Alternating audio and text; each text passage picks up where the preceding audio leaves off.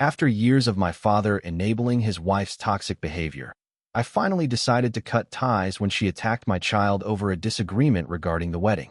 I tried sharing this on IDA through another account a few days ago, but it didn't work out. Given the trigger warning, I'm not surprised.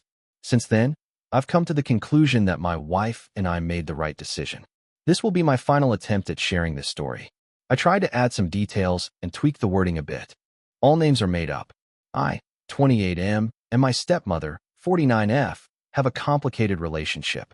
She fancies herself as a party planner and has taken it upon herself to organize and host every family gathering and holiday since marrying my father. Growing up, I never enjoyed these events. She's controlling and gets upset if anyone complains, but I went along with it for my dad's sake. According to him, it's important for her to feel included. My fiancée Jane, 26F, and I are getting married in July. We got engaged in early 2021, but Jane became pregnant a couple of months after that, and we decided to delay the wedding to focus on our son for a while. So, our engagement has lasted longer than expected. From the start, my stepmother has tried to take over our wedding plans. She's been complaining, contacting our planner, and even showing up uninvited to Jane's dress fittings. We've repeatedly asked her to stop, but my dad wants us to humor her. It's clear, however, that she's upset that she's not hosting the wedding or being acknowledged as the mother of the groom on the invitations. In addition to our baby, we also have Luke, for M, who is Jane's half-brother. She gained custody of him a few months into our relationship after his parents passed away. I moved in with them during the pandemic and have been part of Luke's life since he was a baby. He doesn't call me dad and refers to us as his sister and her husband, but we love him like a son. My stepmother, on the other hand, despises Luke.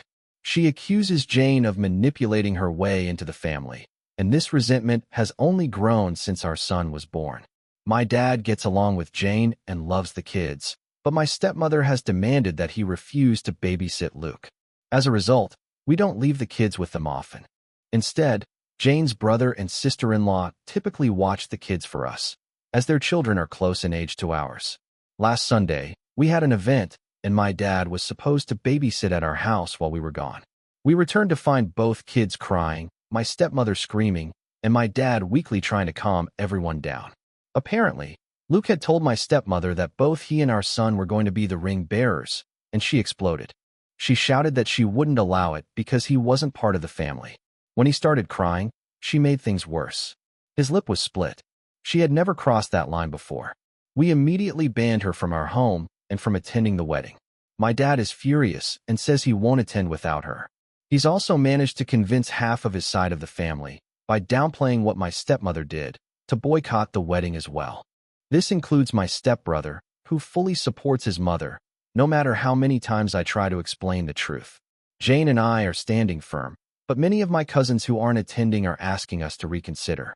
Nearly all of Jane's family is on our side, but one of her aunts suggested that maybe my stepmother is acting out because she doesn't feel accepted by my family. Honestly, I'm fed up with my family enabling her behavior. I love my dad, and I truly want him at the wedding, but I am fully prepared to go without him if it means protecting my family. Edit. I think I accidentally deleted a paragraph where I mentioned this, but we did press charges. We took Luke to the pediatrician the following day and gathered all the evidence we could. Not only did we have pictures of Luke's face, but we also had nanny cam footage. Some of you guessed that my stepmother hadn't been invited into our home, but my dad hasn't been anywhere without her in years, so we took precautions. We never expected her to go this far, but we've never trusted her alone with the kids. The physical attack happened off camera, but there's footage of her screaming and Luke crying both before and after the event. She now has a child abuse charge on her record. We're not letting her get away with this. Edit 2. There's a lot more information I want to add. I'll try to respond to some comments as best I can. I didn't expect so many responses, but for now, I'll just say that Luke is okay. The pediatrician visit was the day after the incident. He already had a counselor, as Jane was deeply traumatized when her dad and stepmother passed away. She was worried it would affect Luke, but he's already doing much better after the extra support. We've been hugging him more than usual and comforting him, and he's still upset, but things are improving. Update. My entitled stepmother has now been banned from our wedding. I want to thank everyone who read and commented on my previous post. It's been a tough week, but it's comforting to know that so many people care. I haven't been able to respond to every comment, but I'll address some here in this update. I'll begin by saying that Jane and I are going no contact with my dad and stepmother. We haven't spoken to either of them since the incident, and I don't plan on being the one to reach out. Any communication will be handled by my younger sister, who is fully on our side but is keeping some distance for now. I've adopted Jane's approach to dealing with people she cares about. Forgive what's been apologized for, but never forget. If my dad or stepmother ever fully understand their wrongdoing and offer a sincere apology, we're willing to forgive them, albeit reluctantly. However, we will never forget what they did to our family. For now, neither of them will be allowed near Luke, our baby, or any future children we may have, even if we do eventually forgive them. Regarding the rest of my family, many commenters suggested that I post pictures of Luke's face or the nanny cam footage. I'm not comfortable exposing my injured preschooler like that, especially given how permanent the internet can be. I also won't be sharing those images with my family unless absolutely necessary. I should also mention that while my family loves my dad, most of them aren't fond of my stepmother. My stepmother had 2 failed marriages before meeting my father, the first of which resulted in my stepbrother, and she cheated on her then-boyfriend to be with my dad. My family had always adored that girlfriend, so they didn't take kindly to my stepmother when she entered the picture. Since then, she's been controlling and manipulative, and she's been trying to force herself into the role of the family matriarch by any means necessary. Her favorite method of doing this has been taking over the planning duties for every family event, since it brought her attention and praise.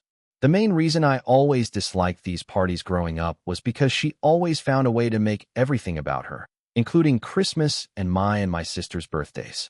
The rest of the family was mostly neutral, but no one liked her. When it came to Luke, however, things were different.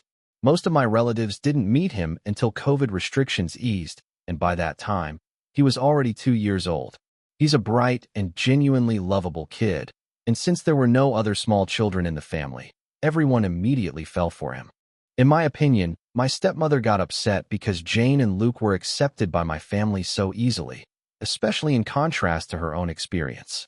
But I can't be certain of that. She was also angry because, aside from not being in charge of the wedding plans, she had no other involvement in the wedding at all. She tried pressuring us to let her officiate the ceremony. One of Jane's closest friends was offered that role a year ago. When I made my stepbrother my best man, he wasn't interested and already had another commitment, and we had already promised Jane's 3-year-old niece the role of flower girl. My stepmother also suggested that my dad walk Jane down the aisle, since her father passed away. But her older brother, the one I mentioned in the first post, had already been chosen for that role. Stepmother was disappointed that my family wasn't as involved in the wedding as Jane's family, and she kept commenting that it would have been different if we had let her plan it. That being said, there's no excuse for her behavior, especially toward a child, if it's truly driven by petty jealousy. Since I haven't spoken to my father, my sister has been updating me on what's been happening. Through her, I found out that the story my dad and stepmother have told the rest of the family has completely erased the injury to Luke and the abuse charges. They've made it sound like Jane and I banned them from the wedding because we were annoyed with my stepmother and decided to punish my dad as well.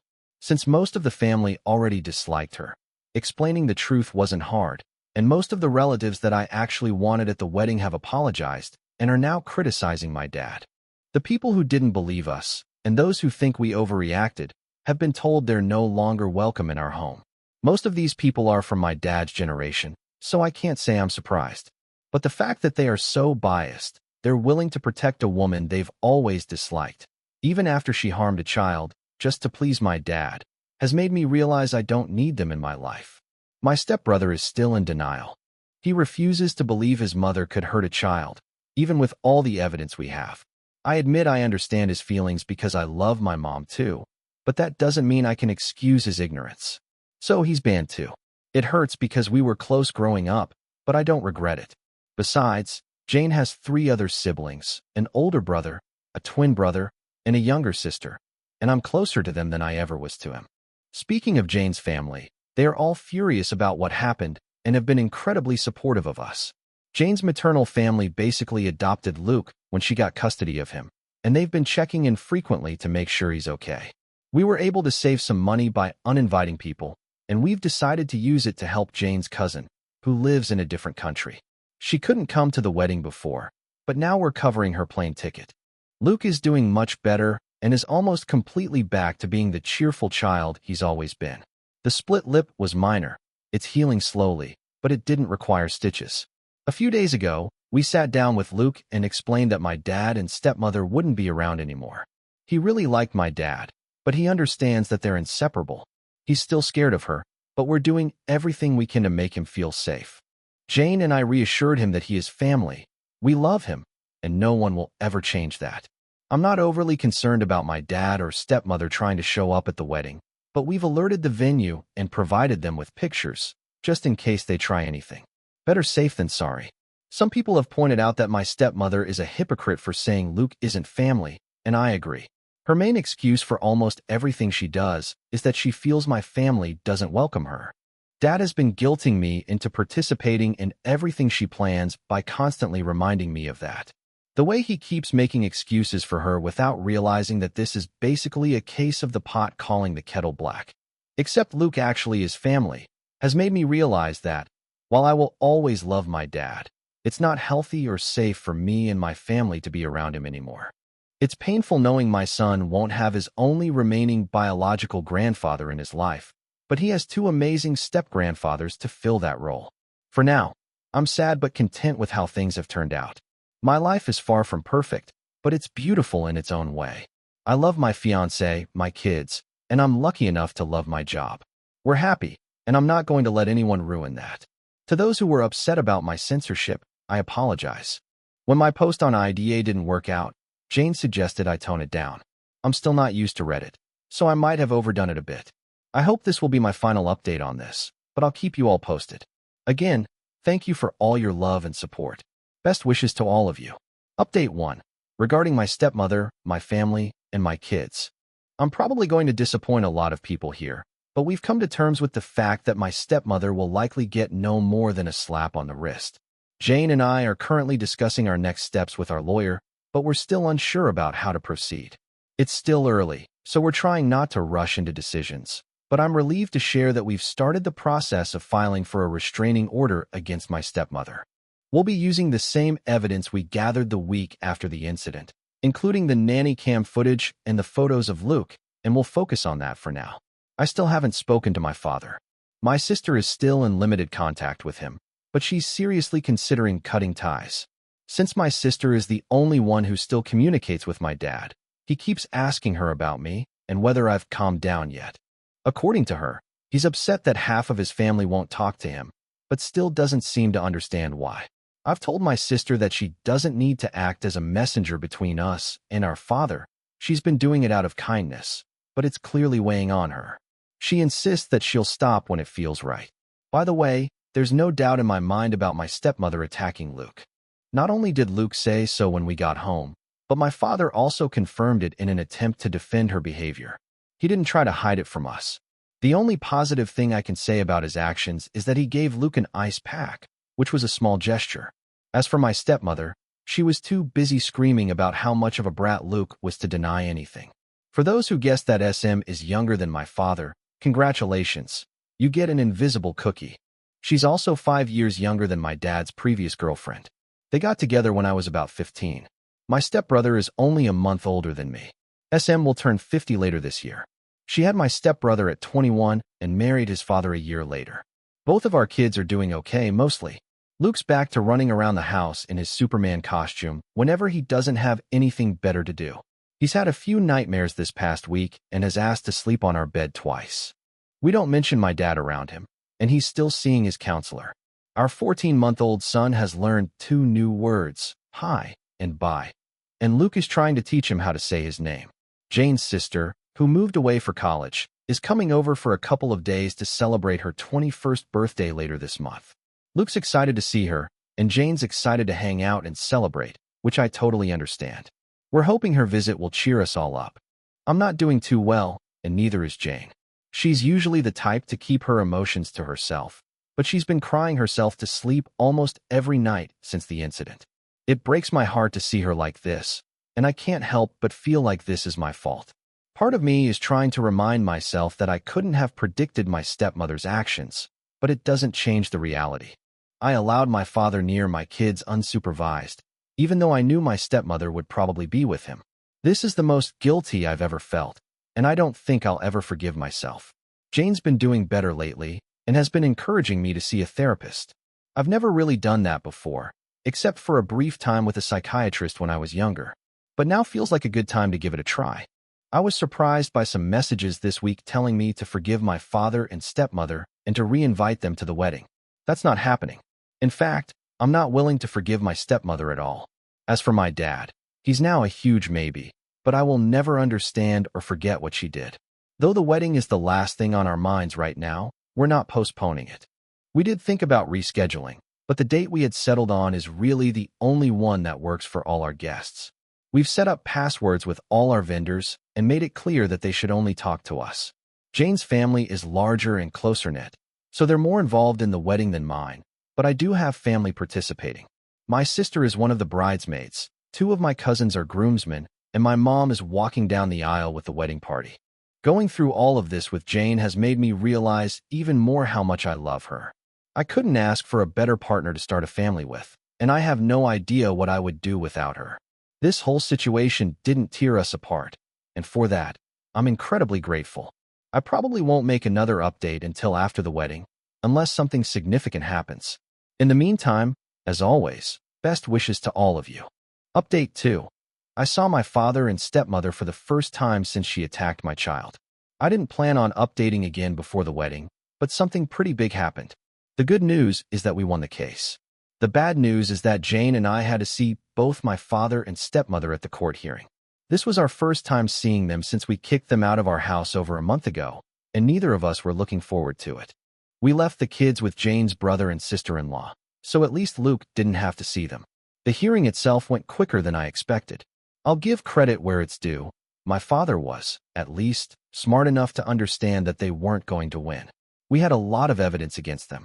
Not only did we have the nanny cam footage, Luke's pictures, and medical records, but my sister also gathered every text and email that stepmother had sent to her and the family about what happened. My stepmother hates speaking on the phone, so there were plenty of those. They didn't even know we were against her. She's now banned from coming within 500 feet of us or our property. We're changing all the locks this week, and I'm thinking about changing my phone number too. I have to admit, the moment we left the courthouse was the safest I'd felt since this whole ordeal began. Jane was nearly in tears from relief when we reached the car. We picked up the kids and went to McDonald's with Bill and his family to celebrate. A few hours later, my father called me. The restraining order doesn't apply to him, so he was still able to contact me. Jane and the kids were already in bed, so I decided to answer. I didn't expect him to suddenly apologize, but I figured I'd give him one last chance. He tried to start some awkward small talk, but I cut to the chase and told him to get to the point. He asked me if the order was really necessary. I told him very clearly that my stepmother would never be near Jane or my children again, and that I was glad to have made that official. Every excuse he had for her was easy to dismiss, but her hitting Luke once was enough. That's all I needed to hear. The kids need their grandma. She's not their grandma. Their mother is, and Jane is my wife. He needs to respect that. She attacked Luke. She disrespected my family and my home. I don't owe her anything, least of all my respect. He then went on a rant about family, how much of a blessing SM has been, and everything she's done for me and my sister since she came into our lives. I responded by listing every instance I could remember where she lied, crossed boundaries, or acted erratically around me, my family, or my sister. I mentioned things from both my adult life and my childhood. These included her attempts to hijack most of our milestones. Recently, our wedding plans, our son's birth, Jane's baby shower, and my sister's college graduation. I also mentioned her obsession with creating a perfect family and her vile attitude toward Luke. I made sure to bring up how she would go through mine and my sister's belongings when we were younger. While it may seem trivial compared to everything else, this behavior continued until my sister moved out of their house only 3 months ago. We're pretty sure she found out about Jane's wedding dress appointments by snooping through my sister's planner when she wasn't home. Some of these memories are long and hard to explain, but they cemented the fact that SM means nothing to me. He tried to pull the "she doesn't feel included" excuse again, but I shut him down. I told him that he had the opportunity to protect his grandchildren, but chose his monstrous wife instead. And that's enough for me to have nothing to do with him. I hung up without saying goodbye. My sister told me that he called her afterward, and she told him that she was going no contact with him as well. I think we're both starting to accept that our father won't change. It sucks, but he's made his priorities clear, and his children and grandkids aren't part of them. For now, that's where we're at. Now that the memories are fresh in my mind, I'm thinking about sharing some of the stories I reminded my father of, but it'll take some time. Until then, as always, best wishes to all of you. Update 3. My stepmother tried to hijack our baby shower. I mentioned in my last post that I was thinking of sharing some stories from before I finally went no contact with my lovely stepmother and father. While there are plenty worth writing about, I'll start with one of my sister's favorite stories. All names are fake. Jane found out she was pregnant in June 2021, and we made the announcement to our immediate families in August. At first, my stepmother didn't seem interested in the baby at all. I wasn't expecting much from the woman whose response to our pregnancy announcement was to ask Jane if she was sure the baby was mine. Even my dad scolded her for that one, but she barely acknowledged the fact that we were expecting. Instead, she was more focused on my stepbrother, who was also engaged and was going to have a beautiful grandbaby soon. No complaints from her there. We didn't want her involved in the baby shower, and we didn't even need to say anything. Planning the baby shower was a bit complicated. Jane and I both had to work up until the holidays, and I wanted to be involved. The due date was February 2022, so we figured early January would be the best time. We enlisted 2 people to help with the planning. My sister Laura, I realized I hadn't given her a name before, and Jane's best friend Mina. Jane and I are pretty laid-back people. We didn't want a big party, and we didn't want to spend too much on it since we were saving for both the baby and the wedding. We decided early on that the shower would be co-ed. It had to be indoors, considering it was January, and we settled on a guest list of about 25 people, plus around a dozen kids. We came up with the idea of a pizza party. Since Jane, Luke, and I had homemade pizza nights every week after I moved in, we thought it would be fun to incorporate that into the shower.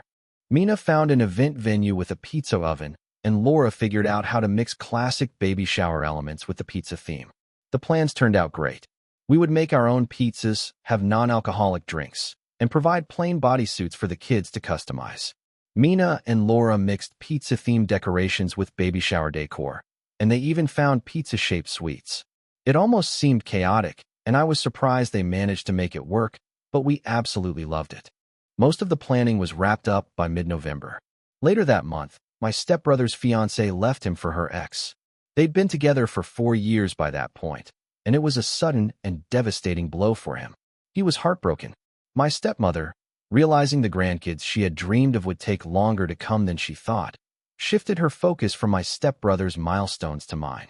Suddenly, my stepmother went from being an uninterested relative to an excited grandma-to-be. Facebook posts, tacky Nana shirts, and the whole 9 yards. At first, we were too busy finishing up work and preparing for the holidays to pay much attention, but it didn't take long before she started pestering us about the baby shower and even a gender reveal. We made it clear that we weren't doing a gender reveal party. No offense to those who like them, but it just wasn't our thing. Plus, we had already decided to wait until the birth to find out the baby's sex. My stepmother tried to get us to reveal it to her as a Christmas present, but we refused. We also told her she wasn't involved in planning the baby shower. She told my father, who then asked Laura to let her help. Since Laura was still living with me at the time, she didn't have much of a choice. My stepmother called her Nana, and they met for coffee. Though I wasn't there, Laura told me what happened afterward. Before they even got a chance to talk about their plans, my stepmother started talking about hers. According to Laura, she pulled out a ridiculously thick binder labeled, "Oh, Baby," complete with colorful tabs and fabric pieces poking out, and went straight to the section about the shower. It was a lot shorter than the rest of the binder, but still pretty long. And it was all about her one and only baby shower idea. Laura sent me pictures, and I was stunned. I'll give her this. It looked like the most Instagrammable baby shower ever. But that's about where the positives ended. It was barely functional and obviously expensive. There were balloons, oversized teddy bears, giant alphabet blocks, and cringeworthy signs everywhere. My stepmother was aiming for pretty, over-cozy, with uncomfortable chairs and fancy food ideas that didn't even look edible. Most of it contained soft cheeses, which Jane couldn't eat. The color scheme was just 3 shades of pink with gold accents. We would have been fine with a pink baby shower if it had at least tried to mix things up a bit, but her pictures looked like Barbie threw up all over a Hello Kitty birthday party. When Nina tried to remind her that we didn't know the baby's sex, my stepmother insisted it was a girl. Spoiler alert, it wasn't. She also wanted an all-female, child-free party with fancy caterers and alcohol. She had made a guest list that included some of her closest friends, but neither of our moms were on it. She had planned party games no one had any interest in trying. The only thing everyone agreed on was that the party had to be indoors. Laura and Nina weren't even allowed to show her their plans until she had finished with hers. Once they could, they explained that while they were open to incorporating some of my stepmother's ideas, they had already settled on the pizza theme. She tried to protest, but Laura told her that it was kind of them to even offer, as the shower was just a month away and we had already approved their plans. My stepmother even called me, trying to get me to change my mind, but I just repeated what Laura had said. When my father found out he couldn't come to the shower, he no longer had a say in anything. The holidays came around, and the subject was dropped. My stepmother seemed okay with the pizza party. Nina managed to incorporate some of the pink decor she wanted with matching blue items, and she even added one of the giant teddy bears. Fast forward to the week before the shower. Jane was almost 8 months pregnant. Everything had been bought, all the guests had RSVP'd, and everything was pretty much ready to go. The shower was scheduled to start at 7 p.m. My stepmother offered to arrive early to the venue to help set up. Laura agreed, mainly because she knew my stepmother would complain if she didn't get to do anything, and the venue even allowed them to drop off their decorations ahead of time. Jane and I promised we would get there by 6 p.m., 2 days before the shower. However, the venue called Nina. They told her that my stepmother had stopped by to drop off large, heavy boxes of what she called a little surprise for us. She told them she planned to arrive at 3:30 p.m. to start setting up. They called to remind Nina that the venue wasn't available until 4 p.m., since my stepmother had thrown a tantrum when she was told that. All the decorations were still at Nina's house, so she called Laura to check if they'd left anything with my stepmother. Thankfully, Laura is both smart and used to this nonsense, so she drove to the venue the next day to check on the boxes. She wasn't even surprised by what was inside, but she was still shocked by my stepmother's audacity. All the boxes were filled with pink, frilly decorations. Many of them seemed to be the same items my stepmother had shown Laura and Nina earlier. The signs, the balloons, the placemats, everything. Laura realized that my stepmother intended to get to the venue earlier to set up the baby shower she had planned and pretty much force us all to party in Barbie hell with her. She called Nina to figure out what to do. Neither of them could make it at 4 p.m., so it seemed inevitable that my stepmother would get her way. The most obvious solution they came up with was to throw everything away. But Laura had a better idea. That night, they called me and Jane and asked, "Hey, want to destroy a party in 2 hours?" Laura got home and invited my stepmother to go to a salon with her, lying about having coupons. My stepmother agreed, and they planned to go right after she finished setting up. At 4 p.m. the next day, my stepmother arrived at the venue. She had finished setting things up by 5 p.m., and I'll admit, she's fast. She quickly left to meet Laura at the salon. Once they were together, Laura texted Nina that the coast was clear. At that point, Jane, Nina, and I went to the venue. Sure enough, my stepmother had set up her party. To keep this short, I won't describe everything, but I will say it was so pink it almost made Jane nauseous. For the next 2 hours, Laura distracted my stepmother at the salon while the three of us quickly took down every piece of decor she had put up and replaced it with our pizza party decorations. We set up the activities, arranged the tables, and put every pink item we could find back into my stepmother's boxes. It was actually really fun. We finished just minutes before the shower started. A few guests arrived before my stepmother, so I barely saw her the entire night. Laura told me that when she finally got there, my stepmother's jaw dropped as she tried to figure out what happened to all her pink decorations. My sister just smiled, whispered, "Nice try" in her ear, and went to help Luke with his bodysuit. Overall, the baby shower turned out exactly how we had hoped. Our friends were there, everyone had fun, and we had plenty of pizza. So, I wasn't too concerned that my stepmother spent the entire party sulking in the corner. Nina did catch her trying to put little pink bows on the cupcakes, but she quickly shut that down. I give Laura and Nina full credit for saving the day. My stepmother's interest in our baby quickly faded after that. She stopped wearing her Nana shirts, didn't visit us at the hospital when he was born, and refused to acknowledge he was a boy until weeks later when she met him. Up until we went no contact, she was a very loose definition of the word grandmother. I couldn't be more grateful that my son will never know her. Edit. The baby shower was set for 7 p.m. because it was the only time that worked for everyone, including the venue, which was already booked in the morning. Luke was the only small child there. All the others were at least 9. Most of the parents left early too. Although it wasn't a child-free event, and we were ready for everyone we invited, not everyone on the guest list could make it. Update 4. Stepmonster is gone, and I think it's for good. After being engaged for over 2 years, Jane and I finally got married last Saturday. We're still getting used to calling each other husband and wife, but we'll get there. Hopefully. The wedding was amazing. The kids had a blast. Our extended families finally met, and we danced so much that I could barely stand the next day. Luke took his role as the ring bearer seriously and held my son's hand as they walked down the aisle. Everything went according to plan, except for my aunt getting drunk and being wheeled out in a chair, something I had expected anyway. It's been 4 months since we won the restraining order against my stepmother. Things have mostly been quiet, and I wouldn't have it any other way. Well, mostly quiet, because we can't always get what we want. I never really worried about my stepmother showing up at the wedding, especially after the restraining order. It's literally illegal for her to come near us, and we made it clear that if she tried, we'd call the cops immediately. My friends still warned me to take safety precautions, most of which I followed. Of course, my stepmother didn't show up, but I'm a strong believer that any money spent on security is well spent. No regrets there. My stepbrother and I wished each other happy birthdays, and he also texted Jane on hers back in June. That's the only contact we've had in these months. He knows the door is still open if he wants to apologize. My dad has given up on trying to reach me. We haven't spoken since April. He's still trying to talk to my sister for some reason, but she's ignoring him.